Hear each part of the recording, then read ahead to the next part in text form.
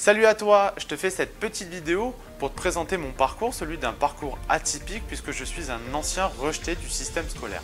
En effet, après l'obtention de mon bac à 18 ans, que j'ai eu plus que ric-rac puisqu'à l'époque je rattrape 56 points au rattrapage, je décide d'aller travailler à l'usine.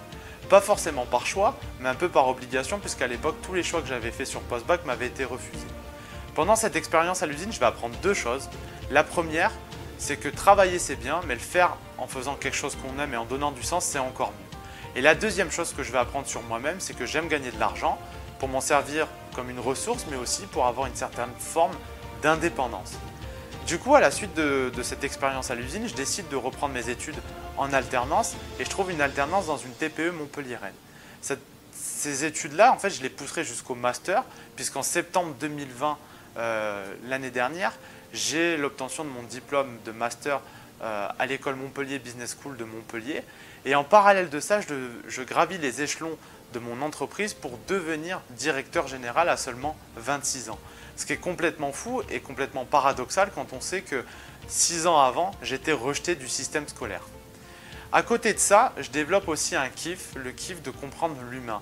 Donc du coup, je vais me former en parallèle de mon master à l'école à la programmation neurolinguistique, la PNL, la préparation mentale et le coaching. Ce qui me permet de lancer aussi en septembre mon activité entrepreneuriale de coaching et d'accompagnement. J'accompagne principalement des entrepreneurs sur les thématiques auxquelles ils peuvent être confrontés, comme la motivation, l'inspiration, le leadership, la confiance en soi, mais aussi l'affirmation de soi. Et donc du coup, je le fais au travers de différentes pratiques qui peuvent être le coaching en accompagnement individuel, mais aussi en séminaire de groupe et en conférence. Il y a un autre thème qui me tient particulièrement à cœur, c'est celui de la résilience. La résilience, quand on va chercher dans le dictionnaire, qu'est-ce qu'il est écrit?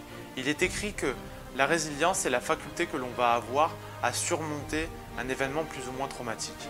Moi, j'irai plus loin que ça en disant que la résilience, c'est la faculté que l'on va avoir à faire d'un événement difficile quelque chose de magique, voire d'exceptionnel.